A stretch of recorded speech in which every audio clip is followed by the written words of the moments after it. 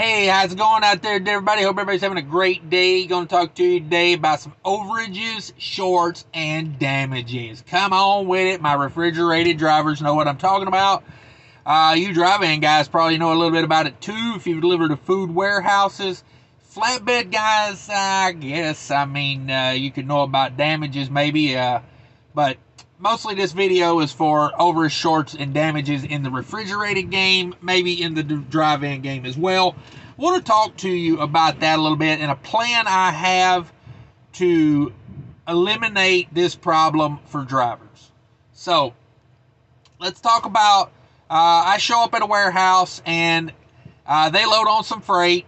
I take it to the place it's supposed to be delivered, and I show up Monday morning and a guy comes out, he cuts the seal off. I open up the door and it looks like a grenade went off in the trailer. Did I know it tipped over? No. Was I driving crazy? No. It actually tipped backwards. I don't even know how that happens. Like, I didn't hit any curbs when I was backing in. You know, like when you back into the truck stop, you got to be a little careful because you could, you could tip it. Now, the thing I was thinking it probably got it was when I unhooked from the truck to get an oil change and then hooking back to the trailer. When I bumped into the trailer, the jar probably tipped them backwards. But the big problem is they stack these pallets 6 foot tall with little tiny boxes, you know, like 1 foot by 1 foot boxes on there. And it's a lightweight product. The whole thing only weighed 20,000 pounds. But the problem is the one layer of stretch wrap they put on these pallets. One layer, it never had a chance, you know, never had a chance. The back pallet it was destined, I think. So, they got some damaged product from it tipping over. Here I am. I'm currently at the food bank donating this food, and it's perfectly fine. The plastic containers it's in are still sealed, and the plastic containers have a lid with a seal in them. No product has spilled out. Everything's still sealed. The cardboard cartons it was in, when it tipped over, it ripped the tape off a few of them, so they're calling that damaged. Okay? So I'm here at the food bank donating it. It just is what it is. But here's my thoughts on the overages and shorts part of it. The damages is a little bit of like hearsay, you know what I mean? Like, I took pictures of everything. I always recommend take a picture of your load before you shut the doors, and if you have something tip over or whatever shift during the process of delivering it and driving it down the road, you never know. I went across Indiana, some really, really rough spots in Indiana could have been enough to jar those pallets over. At 65 mile an hour, I hit a hole and it looked like my trailer came off the ground about a foot. So maybe that done it. I don't know, but the damages part, I always say cover yourself. I took pictures of everything, how they had it loaded. I took pictures after I put load bars on it, and the load bars are laying in the floor because, let's face it, load bars are junk, and especially the ones with the little pads on them. I like the extendable ones with the really big 5-inch by 5-inch pads on them because they more surface area to hold. But this isn't my trailer. I'm pulling a loaner trailer right now, so it's just got the regular load locks in it. It is what it is. They were laying on the floor, freight laying on top of them. It was nothing. It was like 10 damaged cases. I restacked what I could for them, and they didn't like 10 of the cases, so they rejected them. It is what it is. That is discrepancy. But the overages and shorts is what I want to make the video about really here. And I want to come up with a process where drivers don't have to sit there and wait for the lumpers to count everything, and we don't have to sit there and wait for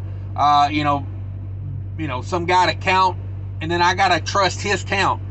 There's 400 cases of something, and he says no, there's 402, so we're gonna put 2 cases back on your trailer and make your day a living hell now. My theory is let's get rid of that, because who says his count's off? Was the shipper's count's off? I don't know. But here's how it ought to work for me. If there's a place where they're going to put stuff back on your trailer, here's how it ought to work. The guy who, the human who loads your trailer should have to come out and seal the trailer once you are loaded. Don't hand me the seal. I'm not responsible for the count. I couldn't be in the warehouse even if I was responsible for the count. You send your employee out to seal my trailer. Or if you do have me seal it, you need a guard or you need an employee to come out and verify that it is sealed before I leave your premises. Step 2, when I show up at the receiver, they need a guard to verify the seal, and if it ain't a place big enough to justify having a gate with a guard, your employee, the person who is going to unload that trailer, must come out and remove that seal. That's how I think it should work. Don't make me responsible for the count. If it's sealed when I left and it was sealed when I got there, why am I responsible for the 2 extra cases that were sent? I shouldn't be. It's wrong. The process is wrong. So that's how I look at it. And if there's overages or shorts, I shouldn't be responsible for it. I shouldn't be responsible to sit there and wait while you count it. How many times have lumpers came out and pulled pallets off of your trailers, my refrigerated and van drivers, pull it off of your trailer in 30 minutes, and then you're sitting there 4 hours later waiting on paperwork so they can count everything and restack everything? Why am I responsible to sit there through that? Am I right? I think I'm right about that. I think the seal ought to verify that I delivered what was put on the trailer. And as long as nothing's damaged, I should be able to go on my merry way in an hour after they unload it.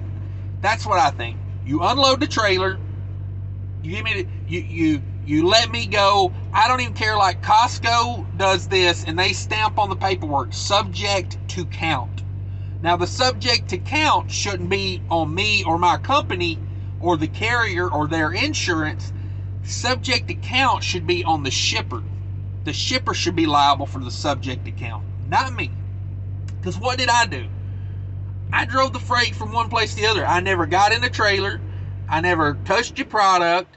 But yet, I'm responsible and liable for overages. The other day, I'm at PFG. And PFG got a product in, and it was off by one number. It was like, I delivered like 40 different line items. It was such a mixed bag of product. And one product on there, one specific product, 10 cases were off by one number. Instead of being like a yellow cheese, they had sent a white cheese. So, I get it. They had received the wrong item. Why am I responsible for this? They said, oh, we're putting a pallet with 10 cases back on your trailer when I went to get the paperwork. Why am I responsible for that? I'm not the one that shipped it. I wasn't able to count the product before we left. I had no option to catch that. So now, here we go. I got to figure out what to do with 10 40-pound cases of cheese. What am I supposed to do with that? I'm in freaking New Jersey. It's not like I'm in, like somewhere where there's a food bank nearby. There probably was, but like, here you go. Instead of going to my next stop, or when I get the other stop off, instead of going to my next pickup, now I've got to go waste time figuring out who wants 10 cases of cheese. I think the process is wrong in this country. I think we need to do a little work on that. I think it ought to be sealed, and I can put a lock on there if I want to, just to be safe. But it should be sealed, and seal should be taken off by their employees, not me. I hate when I go to a place and they say, just break the seal and throw it in the back of the trailer. What's that verifying? Like, why put a seal on it in general at that point? Why waste the plastic or the metal to put a seal on there? But luckily, the broker I had with the 10 cases of cheese made a few phone calls and said, hey guys, just take the damn cheese off the trailer because,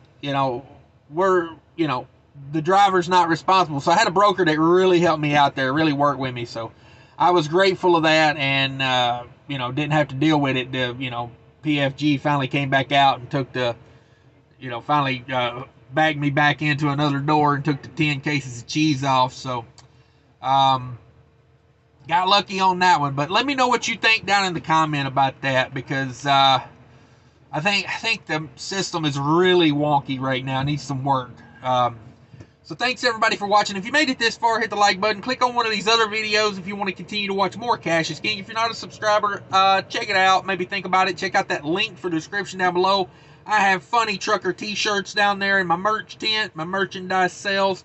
I also have links to Mudflap if you buy your own fuel. Check out Mudflap. Use my link. I appreciate it. It gets me $10 in free fuel. If you sign up with my link, get you $10 in free fuel as well. Thanks everybody for watching. Take care of each other out there and try to stay away from the OSD, as we call it in the reefer game, overage, shorts, and damages. Bye everybody.